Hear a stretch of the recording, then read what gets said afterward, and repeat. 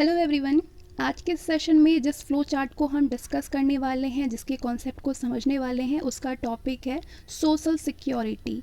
सामाजिक सुरक्षा से संबंधित सारी जो धारणाएं हैं, सारी जो कॉन्सेप्ट है, वो आपके क्लियर हो जाएंगे इस सेशन के बाद। तो चलिए शुरू करते हैं फिर। तो बात हो रही है सोशल सिक्योरिटी की। सोशल सिक्योरिटी का सबसे पहले तो अर्थ जानिए क्या होता है, क्या मतलब है सोशल सिक्योरिटी का।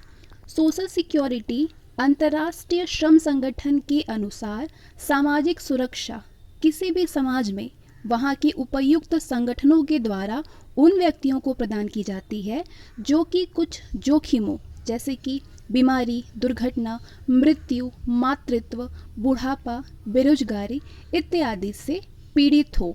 तो अब सामाजिक सुरक्षा के अर्थ आपको समझ में आ गए होंगे कि क्या मतलब आखिर होता क्या इसका है। अब इसका उद्देश्य क्या है। इसका उद्देश्य है क्षतिपूर्ति के दौरान आय सुनिश्चित करना और बीमारी की स्थिति में इलाज के बाद पुनः पहले जैसी स्थिति की स्थापना करना। बीमारी के कंडीशन में इलाज के बाद फिर से पहले जैसी स्थिति की स्थापना करना। अब सोशल सिक्योरिटी के अर्थ और उद्देश्य दोनों ही आपको समझ में आ गए होंगे। तो अब चलिए समझते हैं कि इसका मेथड क्या है। सोशल सिक्योरिटी का पद्धति क्या है। 3 पद्धतियाँ होती हैं, 3 मेथड होता है। सामाजिक बीमा होता है, दूसरा सामाजिक सहायता और तीसरा सामाजिक सेवा। सबसे पहले बात करते हैं सामाजिक बीमा के बारे में। सामाजिक बीमा जैसे उदाहरण कर्मचारी राज्य बीमा योजना, कर्मचारी भविष्य निधि एवं पेंशन योजना इत्यादि। ये हो गया सामाजिक बीमा के प्रकार, यानी इस तरीके के सामाजिक बीमा होते हैं। कर्मचारी राज्य बीमा योजना, कर्मचारी भविष्य निधि एवं पेंशन योजना। अब दूसरा सामाजिक सहायता। सामाजिक सहायता में क्या है, ये कैसा मेथड है। उदाहरण वृद्ध सहायता, मतलब बूढ़े लोगों की सहायता, वृद्ध लोगों की सहायता, सीनियर सिटीजन की सहायता, विधवा सहायता, नेत्रहीन की सहायता, निर्धन की सहायता एक्सेट्रा। तो ये है सामाजिक सहायता जो दूसरा मेथड है। इस मेथड में ये सारी चीज़ें आती हैं। क्या क्या आती हैं। वृद्ध सहायता आता है, विधवा सहायता आता है, नेत्रहीन की सहायता आता है और निर्धन की सहायता आता है एक्सेट्रा। तीसरा जो पद्धति है वो है सामाजिक सेवा। सामाजिक सेवा में सार्वजनिक सेवाएं आ जाती हैं। सामाजिक सेवा में सार्वजनिक सेवाएं आती हैं। Concept clear. तो पूरा तीनों मेथड आपको सोशल सिक्योरिटी के समझ में आ चुके होंगे। अब सोशल सिक्योरिटी से संबंधित जितनी भी योजनाएं हैं, वो योजनाएं किस किस अधिनियम के अंतर्गत है, वो सारे आपको समझना है। और ये टॉपिक सबसे ज़्यादा इम्पॉर्टेंट है क्योंकि सोशल सिक्योरिटी का डायरेक्ट कनेक्शन जो है वो योजनाओं से, स्कीम से, मिशन से होता है और क्वेश्चन यहीं से बनते हैं। तो सबसे पहली जो योजना है वो है भविष्य निधि एवं पेंशन योजना। इस योजना के अंतर्गत जो अधिनियम है वो है कर्मचारी भविष्य निधि योजना 1952, कर्मचारी निक्षेप सह बहु बीमा योजना 1976, कर्मचारी परिवार पेंशन योजना 1971 और कर्मचारी पेंशन योजना 1995। अब यहाँ पे क्या घुमा करके क्या क्वेश्चन दे सकता है कि आपको ये चीज़ें बिल्कुल यही देगा, यहाँ पे सन जो है वो चेंज कर देता है, जिससे कि लोग कंफ्यूज होकर के गलत ऑप्शन पे टिक कर जाते हैं। इसलिए सिर्फ 4 है, इसको एकदम दिमाग में उतार लीजिए। कर्मचारी भविष्य निधि योजना 1952, कर्मचारी निक्षेप सह बहु बीमा योजना 1976, कर्मचारी परिवार पेंशन योजना 1971 और कर्मचारी पेंशन योजना 1995। ये तो पहली योजना की बात हो गई। दूसरी जो योजना है सामाजिक सुरक्षा के लिए वो है प्रसूति हित लाभ योजना। प्रसूति हित लाभ योजना के अंतर्गत जो अधिनियम है वो है प्रसूति हित लाभ अधिनियम 1961। प्रसूति हित लाभ अधिनियम 1961। तीसरी योजना है उपदान योजना। उपदान योजना जिस अधिनियम के अंतर्गत है वो है उपदान संदाय अधिनियम योजना। संपाय नहीं, संदाय होगा, ठीक है, कभी कभी मिसप्रिंट हो जाते हैं। उपदान संदाय अधिनियम 1971। उपदान संदाय अधिनियम 1971।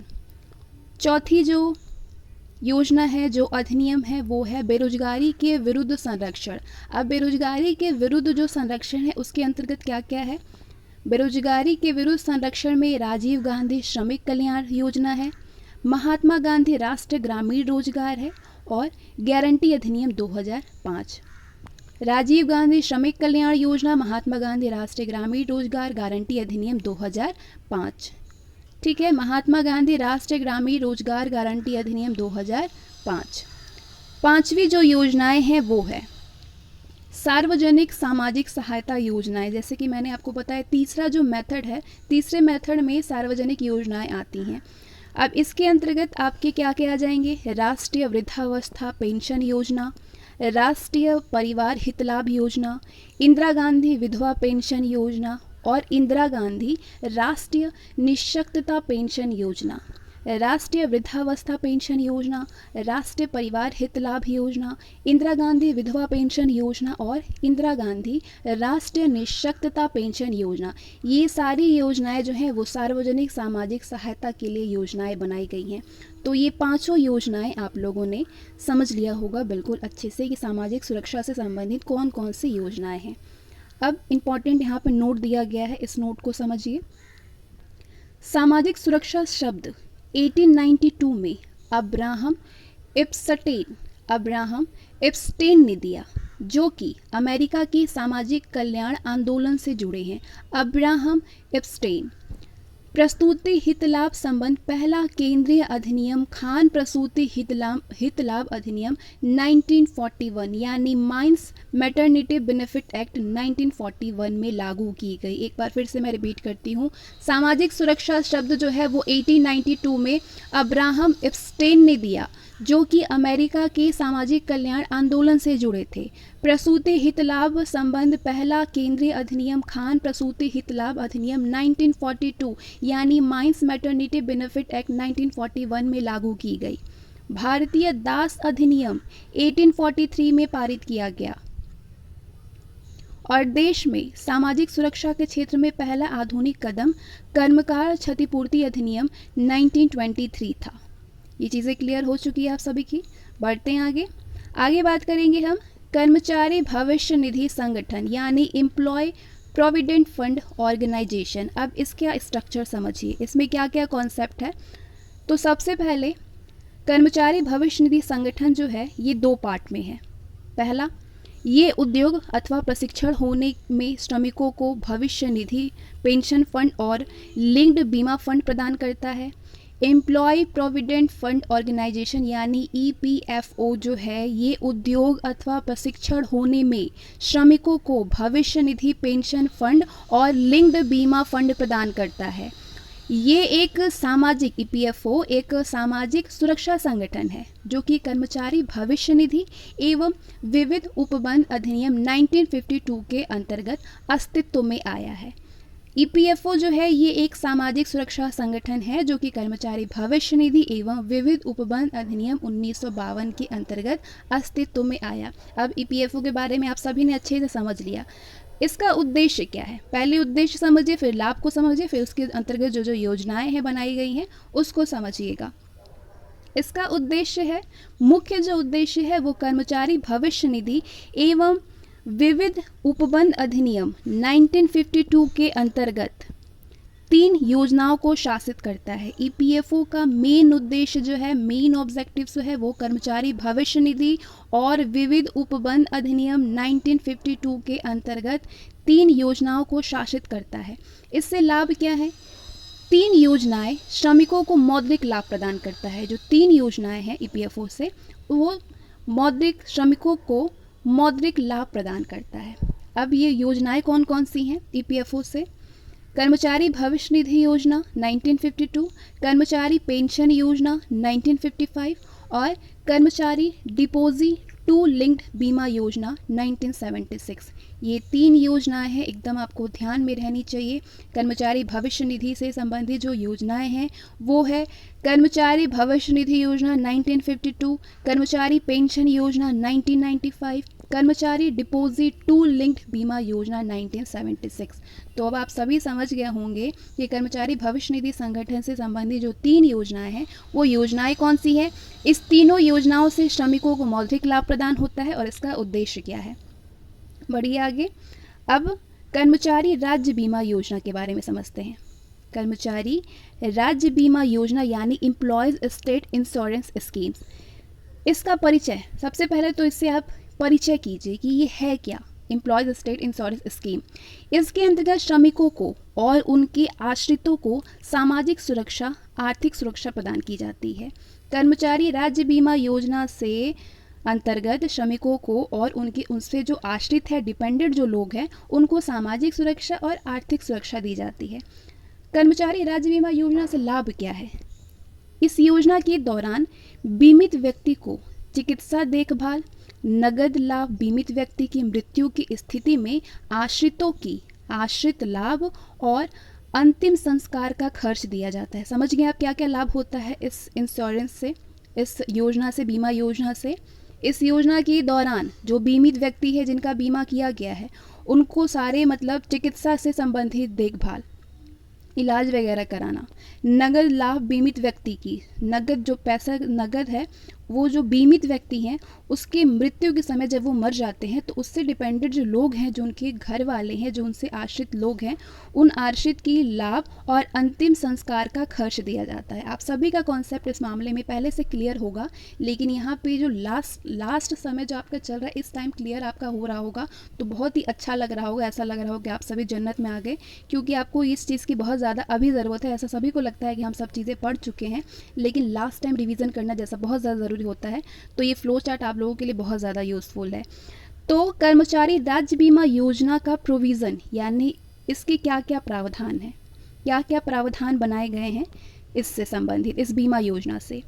तो कर्मचारी राज्य बीमा के अंतर्गत नियोक्ताओं और कर्मचारियों के द्वारा वित्त पोषित किया जाता है। नियोक्ता श्रमिकों के वेतन का 4.75% की दर से अंशदान करते हैं और श्रमिक अपने वेतन का 1.75% अंशदान करते हैं। नियोक्ता जो है वो अपने सैलरी का 4.75% की रेट से अंशदान करता है और जो श्रमिक है वो अपने सैलरी का 1.75% अंशदान करता है, जो श्रमिक प्रतिदिन 100 रुपये की मजदूरी अर्जित किया जाता है उन्हें छूट दी जाती है। नियोक्ता श्रमिक के वेतन का 4.75%, एक बार फिर से ध्यान से समझिए, ये डेटाज आपको अच्छे से याद होनी चाहिए। नियोक्ता श्रमिकों के वेतन का 4.75% की दर से अंशदान करते हैं तथा श्रमिक अपने वेतन का 1.75% अंशदान करते हैं। जो श्रमिक प्रतिदिन 100 रुपये की मजदूरी अर्जित किया जाता है उन्हें छूट दी जाती है। चिकित्सीय खर्च को श्रमिक और राज्य बीमा निगम 7:1 की अनुपात में, 7:1 की अनुपात में वहन करते हैं। सारे प्रोविज़न आपके क्लियर हो चुके होंगे। चलिए बढ़ते हैं आगे। अब बात करेंगे सामाजिक सुरक्षा संहिता 2019, जो कानून बनाए गए, जो कोड लाया गया, सोशल सिक्योरिटी 2019। ये जो सोशल सिक्योरिटी 2019 आया, सामाजिक सुरक्षा संहिता 2019, ये है क्या? पहले तो इससे परिचय करिए किसी भी लोग से, चाहे किसी इंसान हो गया, चाहे कोई चीज़ हो गया, चाहे कोई प्रोडक्ट हो गया, चाहे कोई चाहे कोई मटेरियल हो गया। पहले तो उससे परिचय लिया जाता है, उसके बाद ही आप समझ पाएंगे कि ये है क्या। बाद में उसका यूज़ करेंगे, उसका उद्देश्य समझेंगे, उससे क्या लाभ हो रहा है, उससे क्या प्रोविज़न बनाए गए हैं, ये बाद में आप समझेंगे। पहले तो इसकी जानकारी, इससे परिचय लिया जाता है, तो इसलिए बनाया गया है परिचय शब्द। सामाजिक सुरक्षा संहिता 2019 पूर्व के 9 यानी 9 सामाजिक सुरक्षा कानून को प्रतिस्थापित करता है। उसमें जो कुछ कानून है वो कानून ये क्रमशः, मतलब नीचे दिया हुआ है, क्रमशः कर्मकार क्षतिपूर्ति अधिनियम 1923, असंगठित कर्मकार सामाजिक सुरक्षा अधिनियम 2008, उपदान संदाय अधिनियम 1972, कर्मचारी राज्य बीमा अधिनियम 1948, कर्मचारी भविष्य निधि अधिनियम 1952 और मातृत्व हित लाभ अधिनियम 1961। अब आप ये जो 9 कानून आए हैं, इस 9 कानून को आप समझ गए। सामाजिक सुरक्षा संहिता 2019 पहले के 9 सामाजिक सुरक्षा कानून को, जो पहले सामाजिक सुरक्षा था, उस 9 सामाजिक सुरक्षा कानून को प्रतिस्थापित करता है। उनमें कुछ कानून जो हैं वो ये है, कर्मकार क्षतिपूर्ति अधिनियम 1923, असंगठित कर्मकार सामाजिक सुरक्षा 2008, उपदान संदाय अधिनियम 1972, कर्मचारी राज्य बीमा अधिनियम 1948, कर्मचारी भविष्य निधि अधिनियम 1952 और मातृत्व हित लाभ अधिनियम 1961। ये 9 आपके क्लियर हो गए। तो चलिए, परिचय हो गया। अब सोशल सिक्योरिटी कोड यानी सामाजिक सुरक्षा संहिता 2019 का उद्देश्य क्या है, उद्देश्य को इसके समझिए। मुख्य उद्देश्य संगठित और असंगठित क्षेत्रों के श्रमिकों का कल्याण करना तथा इससे संबंधित नए पहलुओं को प्रस्तुत करना। अब इसके स्वरूप को समझिए। ये संहिता श्रमिकों के लाभ के लिए विभिन्न प्रकार की सामाजिक सुरक्षा योजनाओं को लागू करती है और बीमा योजना भी प्रदान करती है। असंगठित क्षेत्र के श्रमिकों को जीवन व अशक्तता लाभ प्रदान करती है। तो ये इसका स्वरूप भी आप सभी लोग समझ गए होंगे। परिचय कर लिया, उद्देश्य जान लिया, स्वरूप भी आप समझ गए। अब इसके विस्तार को समझिए। सामाजिक सुरक्षा संहिता 2019 के अंतर्गत कर्मचारी अधिपत निधि ऐसे प्रति पेंशन पर लागू कर्मचारी हो, जबकि कर्मचारी राज्य बीमा के अंतर्गत 10 या उससे अधिक कर्मचारी होंगे। तो ये आप उसका विस्तार भी समझ ही गए होंगे। अब इसका योगदान क्या है, इस विस्तार जो हुआ है, इस विस्तार का योगदान क्या है? इसका योगदान है कर्मचारी भविष्य निधि, कर्मचारी पेंशन योजना, कर्मचारी जमा लिंक बीमा योजना नियोजक और श्रमिकों के द्वारा वित्त पोषित होता है। उपदान संदाय प्रस्तुति हित लाभ कर्मकार क्षतिपूर्ति इत्यादि नियोजक द्वारा वित्त पोषित होगा। और असंगठित क्षेत्र के श्रमिकों के लिए श्रमिक नियोजन और समुचित सरकार योगदान करेंगे। तो ये है योगदान इसका, इस विस्तार का योगदान ये है। तो अब सामाजिक सुरक्षा संहिता 2019, इसका सामाजिक सुरक्षा जो संगठन है इसके लिए, उस संगठन के बारे में आप जानिए कौन कौन से संगठन हैं। ये संहिता सामाजिक सुरक्षा योजना के प्रशासन के लिए विभिन्न संगठनों की स्थापना करता है। इसके अंतर्गत आते हैं न्यासी यानी ट्रस्टिक, केंद्र सरकार के द्वारा एक व्यक्ति जो कि कर्मचारी राज्य बीमा निगम की अध्यक्षता करता है। राष्ट्रीय और राज्य स्तरीय सामाजिक सुरक्षा बोर्ड जिसकी अध्यक्षता मंत्री करते हैं। तो ये है सामाजिक सुरक्षा संगठन। अब इसका निरीक्षण समझिए। इसका निरीक्षण है समुचित सरकार निरीक्षक की नियुक्ति करता है। इसके विरुद्ध केंद्र सरकार अपीलीय प्राधिकार का गठन करते हैं। अब ये भी आप लोग समझ गए होंगे। अब आइए इम्पॉर्टेंट फैक्ट्स पे, जो सोशल सिक्योरिटी के कुछ इम्पॉर्टेंट फैक्ट्स हैं उनको जानिए, जो कि इस कॉलम में दिए हुए। एकदम ध्यान आपका केंद्रित होना चाहिए, बिल्कुल फोकस होनी चाहिए। अगर ये बहुत कम फैक्ट दिया है मतलब ये फैक्ट बहुत ज़्यादा इंपॉर्टेंट होते हैं। लॉर्ड बेवरीज ने अपनी पुस्तक सामाजिक सुरक्षा यानी सोशल सिक्योरिटी के अंतर्गत जीवन की 6 आकस्मिकताओं जैसे कि बीमारी, मातृत्व, दुर्घटना, मृत्यु, बेरोजगारी और वृद्धावस्था का उल्लेख किया है। किसने? लॉर्ड बेवरीज ने। अंतर्राष्ट्रीय श्रम संगठन के द्वारा 1952 में सामाजिक सुरक्षा के लिए मिनिमम स्टैंडर्ड कन्वेंशन नंबर 102 पारित किया गया। समझ गए आप लोग? मिनिमम स्टैंडर्ड कन्वेंशन नंबर 102 पारित किया गया। 15 अगस्त 1995 को राष्ट्रीय सामाजिक सहायता कार्यक्रम प्रभावी हुआ। कर्मचारियों को सेवानिवृत्ति के बाद आजीवन वृद्धावस्था पेंशन कर्मचारी भविष्य निधि एक विविध प्रावधान अधिनियम 1952 के अंतर्गत प्राप्त होता है। प्रोफेसर बीपी अडारकर की पुस्तक social security plan in India के अनुसार किसी भी देश में सामाजिक सुरक्षा का पहला उद्देश्य श्रमिक के आय के स्रोत को बनाए रखना है। सामाजिक सुरक्षा के कारण उद्योगों में उत्पादन एक श्रमिक की कार्य शक्ति में वृद्धि करता है। ये सारे इंपॉर्टेंट फैक्ट्स आप सभी लोग समझ गए होंगे। अब आते हैं नेक्स्ट फैक्ट पे। कोविड-19 के उपरांत देश की आर्थिक स्थिति देखते हुए सामाजिक सुरक्षा संहिता 2019 कुछ प्रावधानों में संशोधन करके, यानी कुछ बदलाव किया गया है, उसमें कुछ जोड़ा गया है, तो संशोधन करके सामाजिक सुरक्षा संहिता 2020 लाया। अभी तक तो आप सामाजिक सुरक्षा संहिता 2019 के बारे में समझ रहे थे कि उसमें जो 9 प्रावधान है, जो 9 योजना है, सारे आपने समझ डाले। अब जो नया संशोधन करके जो कानून बना है सामाजिक सुरक्षा संहिता 2020, उसके बारे में आप परिचय करेंगे। ठीक है, तो उसका तो सबसे पहले आप परिचय करिए सामाजिक सुरक्षा संहिता 2020 यानी सोशल सिक्योरिटी कोड 2020। अब सोशल सिक्योरिटी कोड 2020 जो है ये कोविड-19 के बाद देश की आर्थिक स्थिति देखते हुए सामाजिक सुरक्षा संहिता 2019 के कुछ प्रावधानों में संशोधन करके सामाजिक सुरक्षा संहिता 2020 लाया गया है।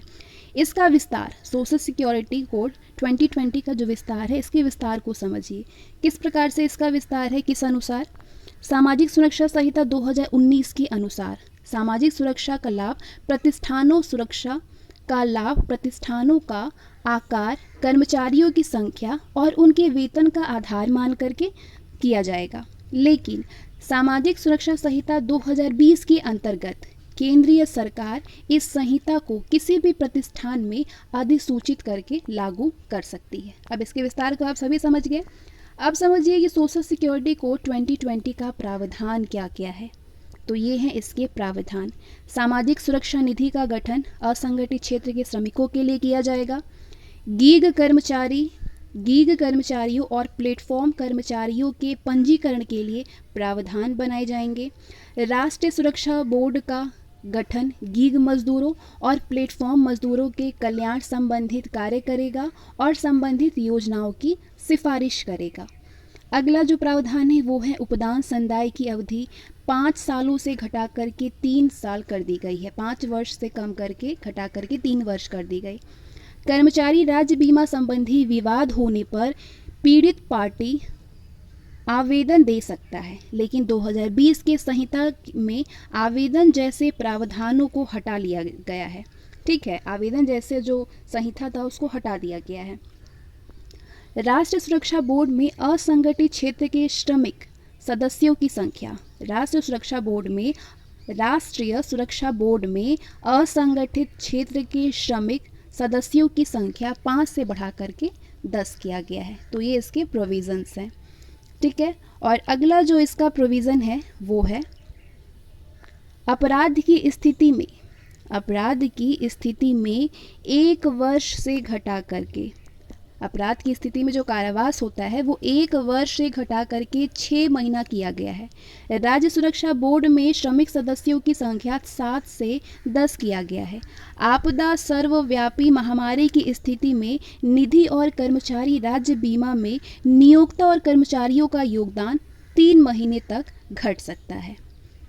तो ये इसके प्रोविज़न को आप समझ गए होंगे। कर्मचारी निक्षेप सबद्ध बीमा योजना 1976 योजना के अंतर्गत भविष्य निधि के सभी सदस्य इसके भी सदस्य हैं। कर्मचारी पेंशन परिवार पेंशन योजना 1971 को कर्मचारी पेंशन योजना 1995 लागू होने पर समाप्त कर दी गई है। वर्ष 1955 में असम और बागान श्रमिकों के लिए असम चाय बागान भविष्य निधि योजना अधिनियम 1955 और 1966 में नाविक भविष्य निधि अधिनियम बनाया गया। देश के ग्रामीण क्षेत्रों में बेरोजगारों को रोजगार दिलाने तथा रोजगार नहीं उपलब्ध कराए जाने की स्थिति में बेरोजगारी भत्ता यानी अनएम्प्लॉयमेंट अलावेंस दिलाने के उद्देश्य से 2005 में राष्ट्रीय ग्रामीण रोजगार गारंटी अधिनियम यानी मनरेगा बनाया गया है, जिसे कि 2 फरवरी 2006 को चरणबद्ध तरीके से लागू किया गया है। तो ये सारे कॉन्सेप्ट आपको समझ में आ गए। ये जो इम्पॉर्टेंट फैक्ट यहाँ पे जो दिया गया था हर योजना से संबंधित लास्ट में, ये 4 पॉइंट आप देख रहे हैं, ये चारों पॉइंट वेरी वेरी इंपॉर्टेंट है। और इसी के साथ आज का सेशन और आपके सोशल सिक्योरिटी के फ्लो चार्ट जितने भी कॉन्सेप्ट थे वो मैंने क्लियर करा दिया है। और बाकी चीज़ों के लिए अगर सोशल सिक्योरिटी आपकी अभी तक तैयार नहीं है तो फटाफट से जो सोशल सिक्योरिटी के जो स्कीम डाले गए हैं, सोशल सिक्योरिटी का डायरेक्ट कनेक्शन योजनाओं से होता है और वो सारे मैंने कवर करा दिए हैं। डिस्क्रिप्शन में आपको उनके लिंक मिल जाएंगे, वहाँ से डायरेक्टली जा करके फटाफट से देख लीजिए। टाइम आपके पास बहुत कम है। मिलते हैं अगले सेशन में।